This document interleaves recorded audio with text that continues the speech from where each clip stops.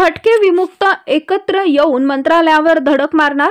विमुक्त दिनानिमित्त आष्टा तालुका वाळवा इथं राज्यव्यापी संवाद यात्रेचं आयोजन करण्यात आले होते।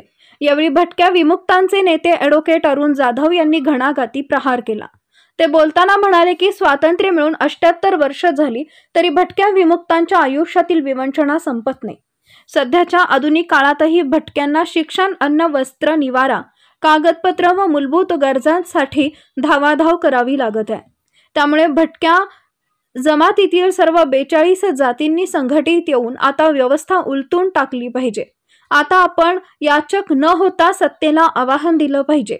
त्यासाठीच 31 ऑगस्ट ते 23 सप्टेंबर अखेर महाराष्ट्र राज्यभरात संवाद यात्रा निघाली आहे।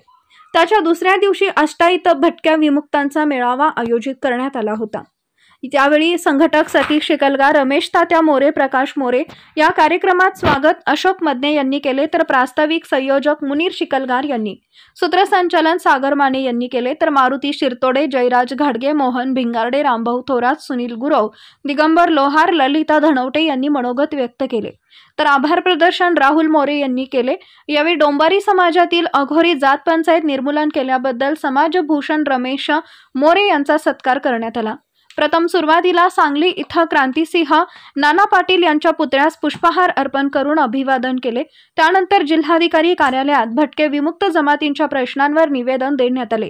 ही संवाद यात्रा 20 तालुके, 40 तालुके, 5 विभाग व एकूण 3500 किलोमीटर प्रवास करून 23 तारखेला मुंबई इथं मंत्रालयावर धडक देणार असल्याचं संयोजक ॲडव्होकेट अरुण जाधव यांनी सांगितले। डॉक्टर श्रीकांत भोसले, उदय वार्ता न्यूज, मिरज तालुका प्रतिनिधी, संपादक आवाज सांगली वृत्तपत्र।